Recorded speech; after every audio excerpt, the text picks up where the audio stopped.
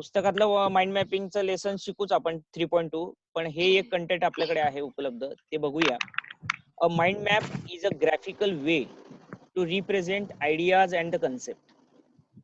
Graphical way means in a format of graph, you represent your own ideas, you represent your own concept. It is a visual thinking tool that helps structuring information, structuring and helping you to better analyze, comprehend, synthesize, recall and generate new ideas. लक्षात आलं? कुठले शब्द नाही कळले विचारा मला की sir हे शब्द आम्हाला नाही समजले. व्हिज्युअल थिंकिंग म्हणजे काय, जे तुम्ही दृश्य स्वरूपात तुम्ही बघू शकता. Okay. It help structuring information. एखादी गोष्ट आपण पाहिल्यानंतर त्याविषयीची जी इन्फॉर्मेशन आहे ती आपण माइंड मॅपिंग मध्ये. माइंड मॅपिंग का करतो आपण? माइंड मॅपिंग म्हणजे काय, तुम्ही अभ्यास केला, तुम्ही अभ्यास केल्यानंतर एखादी गोष्ट सारखी पाठांतर करायची गरज असते का परीक्षेच्या वेळेस? जर तुम्ही त्याचा एक माइंड मॅपिंगच्या रूपात एक चार्ट बनवला, आता टेन्सेस आहेत, टेन्सेस तुम्ही शिकताय, जर तुम्ही टेन्सेस या टॉपिकचा माइंड मॅप तयार केला, म्हणजे name of the tense, name of the sub tense and its name of the formula, करता येईल माइंड मॅपिंग त्याचं? असं करून बघा. त्याचं माइंड मॅपिंग नेटवर पण उपलब्ध आहे, जसं तसं कॉपी नका करू. You have to use your own imagination, you have to use your own idea. तुम्ही त्याचा एक ट्री डायग्राम बनवू शकता. असा ओरिजिनल टेन्स, ओरिजिनल टेन्स नंतर त्याचे टाइप्स ऑफ टेन्सेस, त्याचे sub types of tenses and then their formulas. त्याचं एक असं झाड बनवा तुम्ही. ते झाड बनलं म्हणजे काय झालं तुमचं? हे माइंड मॅप तयार झालं. आणि हे मॅप तुम्ही केव्हाही कधीही तुम्ही जिथे घरात अभ्यास करतात तिथे जर तुम्ही भिंतीवर चिकटवून दिलं, you can paste it on your wall where you study. जिथे तुम्ही अभ्यास करतात तिथे तुम्ही ते माइंड मॅप लावलं. लहानपणी मला सवय होती 10वी मध्ये, मला गणितातले फॉर्म्युले पाठ व्हायचे नाही, कारण माझं गणित फार कच्चं आहे अजून पण, मॅथ्स इज व्हेरी वीक. तर मला माझ्या बाबांनी गणित शिकवलं. तर ते शिकवताना त्यांनी मला काही ट्रिक शिकवल्या की एखादं उदाहरण आणि एखाद्या उदाहरणाचं सूत्र कसं पाठ करायचं आणि ते कसं लक्षात ठेवायचं. तर त्यासाठी त्यांनी मला असे काही चार्ट्स करून दिले. पायथागोरसचं प्रमेय आहे बघा, पायथागोरस जॉमेट्री मध्ये, माहिती आहे कोणाला? तनयाला माहित असेल, तनया सायन्सची आहे, पण तुमच्यापैकी काही जणांना माहिती असेल. 10वी पर्यंत झालंय, अप टू 10 सगळ्यांना ते हा त्यांतलं होतं ना सगळ्यांना. हा. तर हे लक्षात घ्या की माइंड मॅपिंग म्हणजे थोडक्यात काय की एखादी गोष्ट, a particular one thing you can memorise. आपल्याला पूर्ण वर्षभराचा इंग्रजीचा अभ्यास आहे. आता इंग्लिशचा शिक्षक आहे म्हणून फक्त इंग्लिशचं बोलूया. एखादा धडा आहे, तो धडा तुम्हाला 12वीच्या पेपरच्या वेळेस पुन्हा वाचायची गरज पडेल का जर तुम्ही त्या धड्याचा माइंड मॅप तयार केला तर? आले का लक्षात? You can make a mind map. तुम्ही त्याचा माइंड मॅप बनवू शकता त्या धड्याचा. असं प्रत्येक धड्याचा माइंड मॅप. मग सर धड्याचा माइंड मॅप कसा होऊ शकतो? होऊ शकतो.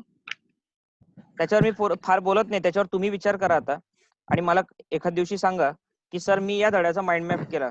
कोणते पॉइंट्स समोर ठेवून, कोणते पॉइंट्स महत्वाचे कीवर्ड समोर ठेवून तुम्ही तो धडा लवकर लक्षात येण्यासाठी तुम्ही त्या धड्याची माइंड मॅपिंग बनवू शकता.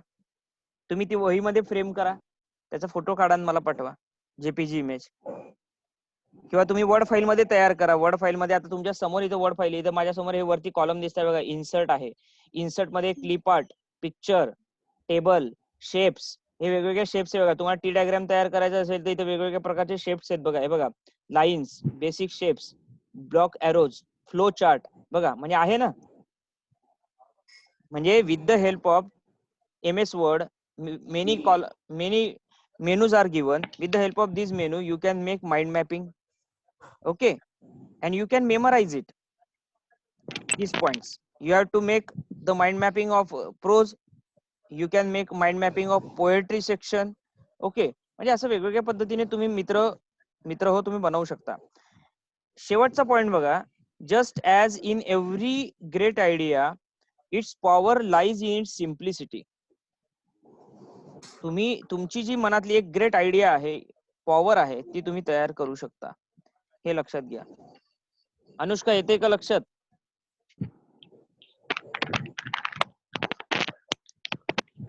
अनुष्का, आर यू गेटिंग और नॉट?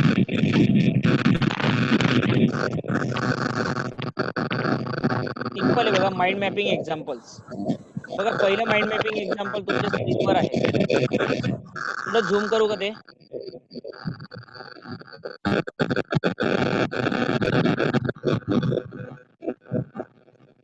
सर नेटवर्क प्रॉब्लेम खूप आहे, नाही दिसत आहे नीट. नाही दिसत आहे? हे बघा मी पहिलं एक्झाम्पल तुम्हाला दाखवतोय सगळ्यांना. अनुष्का, नेटचा प्रॉब्लेम आहे का? आता दिसतंय. हो आता दिसतंय. Simple format of mind mapping. तो आवाज बंद करत, कोणाचा आवाज चालू आहे? म्यूट करा प्लीज. तर simple format of mind mapping हा कसला माइंड मॅपिंग आहे? वरती टॉपिकचं नाव दिले बघा, वेडिंग सेरेमनी. वेडिंग सेरेमनीचा माइंड मॅपिंग आहे बघा. Guest and food, romance, my dress, taking pics, vows, parents, ceremony. बघा म्हणजे माइंड मॅपिंग कसं तयार होतं. एक मध्ये इम्पॉर्टंट सर्कल आहे आणि त्याला असे वेगवेगळे फाटे फुटलेले आहेत. हा, हे एक्झाम्पल. हे सेकंड एक्झाम्पल बघा, हे थोडं बारीक दिलेलं आहे त्यांनी, पण हे आहे उपलब्ध नेटवर. Parts of speech. Parts of speech म्हणजे शब्दांच्या जाती. पार्ट्स ऑफ स्पीच म्हणजे काय? शब्दांच्या जाती. तर वेगवेगळे पार्ट्स ऑफ स्पीच आपण शिकलेलो आहे, बरोबर? Noun, pronoun, verb, interjection, conjunction, pronoun. तर हे असा माइंड मॅप आपल्याला त्याचा तयार करता येईल. नाउन जर आपण घेतलं तर नाउन नंतर नाउन, त्याच्यानंतर प्रोनाउन, नंतर वर्ब, या पद्धतीने आपण त्याचा माइंड मॅप बनवू शकतो. Benefits of mind mapping. बघा माइंड मॅपिंगचे फायदे काय काय आहेत, वाचा बरं. ते दिसतंय सगळ्यांना स्क्रीनवर?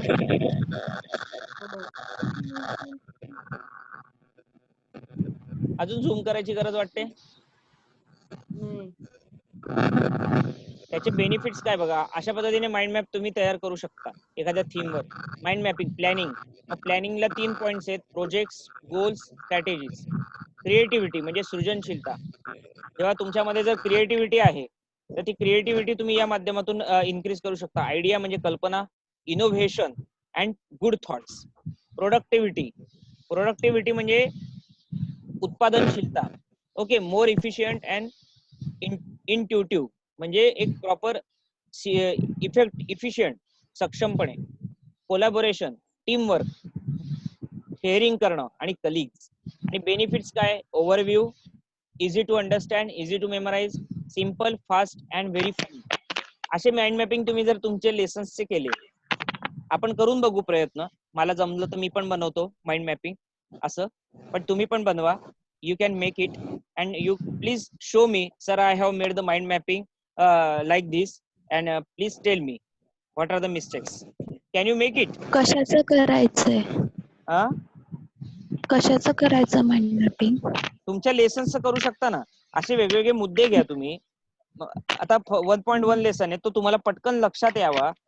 त्यातले कीवर्ड्स घ्या फक्त. म्हणजे ते कीवर्ड्सच्या साह्याने जर तुम्ही त्याचं माइंड मॅपिंग बनवलं, पहिल्या धड्याचं अँड ॲस्ट्रोलॉजर्स डे झालं, पहिली कविता झाली, तर त्या पद्धतीने तुम्ही तुमच्या इतर धड्यांचं पण माइंड मॅपिंग बनवू शकता. एक असं मोठं माइंड मॅपिंग तुम्ही तयार करू शकता. ओके. आणि परीक्षेच्या वेळेस तुम्ही फक्त माइंड मॅपिंग वाचलं ना तर तुम्हाला प्रश्नांची उत्तरं लिहिता येतील. कारण तुम्हाला फक्त त्यातला जो थीम आहे, सेंट्रल आयडिया आहे एखाद्या धड्याची, ती तुम्हाला लक्षात आली, तर त्यातले जे कीवर्ड्स आहे म्हणजे ग्लॉसरी, न्यू वर्ड्स आहे, ग्रामर आहे, रायटिंग स्किल आहे, तर तेवढं तुम्ही फक्त डोळ्यासमोर जर ठेवलं ना तर तुम्ही पटकन त्याचं त्या धड्याचं माइंड मॅपिंग असं या पद्धतीने बनवू शकता. इथं जसं त्यांनी दाखवलं ना, माइंड मॅपिंग हा मेन पॉईंट आहे. त्याला फाटे फोडले बघा. बेनिफिट्स म्हणजे फायदे. मग बेनिफिट्स कोणते कोणते होऊ शकतात माइंड मॅपिंगचे? ओव्हरव्ह्यू, इझी टू कॉमर्स आणि सिंपल, त्याच्यानंतर फास्ट आणि फन. आलं लक्षात? अशा पद्धतीने तुम्ही माइंड मॅपिंग तयार करू शकता. आता हे खूप बारीक आहे, हे सिंपल माइंडचं, हे दिसत नसेल, खूपच छोट आहे ते. बघा त्याचा प्रश्न कसा आहे तो, read the extract and complete the diagram. Okay. Unseen or non-textual passage will be given. Select key points and their sub points. Draw the given diagram in the answer sheet and fill in the blanks spaces with appropriate words. म्हणजे अशा टाइपचे प्रश्न, अशा पद्धतीने activity तुम्हाला विचारली जाते mind मॅपिंगला आणि तुम्ही त्या पद्धतीने ती लिहायची असते. कदाचित पॅसेज देतीलच असं काही नाही. इथं म्हटलंय त्यांनी unseen passage will be given to you, but sometimes if passage will not be given there but with some points will be there, so with the help of points you have to frame the diagram in the format of mind mapping. Understood? कोणाला लक्षात नाही आलं sir repeat करा. आर्यन लक्षात आलं का? हो. आस्था, अनुष्का, प्रिया, साक्षी, तनया. हो सर. ओके, म्हणजे अशा टाइपचे जे क्वेश्चन्स आहेत ते अशा टाइपचे क्वेश्चन्स पेपरला विचारले जातात. एखाद वेळेस अनसीन पॅसेज दिला जाईल, पण एखाद वेळेस जर अनसीन पॅसेज नाही दिला तर select key points and there sub points, draw the given diagram in the answer sheet. म्हणजे तो डायग्राम माइंड मॅपिंगचा तुम्हाला ड्रॉ करायचा आहे. Use pencil while drawing the diagram. Diagram draw करताना तुम्हाला काय वापरायचंय? पेन्सिल वापरायची आहे. आणि उत्तर लिहिताना मात्र तुम्ही उत्तर कशाने लिहायचंय? ब्लू पेनने लिहायचं आहे. हे लक्षात घ्या. ब्लॅक कलरचा पेन, कुठलाही इतर कलरचे पेन बोर्डामध्ये अलाउड नाही. Only blue pen for writing answer in board examination paper. Understood? Fill the blank spaces with appropriate words. जे ब्लँक स्पेसेस आहेत ते अप्रोप्रिएट वर्ड्सने तुम्हाला लिहायचे आहे. ओके, अशा पद्धतीने तुम्हाला पेपर लिहायचा असतो. इथपर्यंत कोणाला doubt? Any doubt? No sir. जेवढे No, सगळे sir. नो. 8 पार्टिसिपंट्स आहेत, सगळ्यांना समजलं? हो. कोण नाही फक्त आज? One boy is not present. Abhay दिसत नाही फक्त. ठीक आहे, पण इथपर्यंत लक्षात आलंय सगळ्यांना? Any doubt?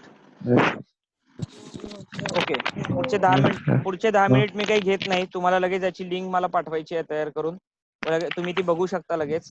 म्हणून मी मीटिंग एंड अप करतो इमिजिएट, आणि त्याची लिंक तुम्हाला लगेच व्हॉट्सअपला शेअर करतो. आणि संध्याकाळी आपण 7 वाजता भेटूया मग. आणि तेव्हा मग आपण टेन्सेसचा उरलेला प्रकार संपवूया पटकन, आणि मग आपण पुढे ठरवूया की कोणता टॉपिक आपण स्टार्ट करायचा. साक्षीची एक मोठी लिस्ट ग्रामरची आलेली आहे, रायटिंग स्किलची आली आहे, आणि आस्ताची आहे. आतापर्यंत त्या दोघींनी परिपूर्ण काम केलेलं आहे, पण बाकीच्यांनी लिस्ट मला आज पाठवायची आहे न विसरता, जे टॉपिक ग्रामरचे कळलेले नाहीत ते. ठीक आहे, मला पर्सनल व्हॉट्सअपवर टाका. ठीक आहे, मग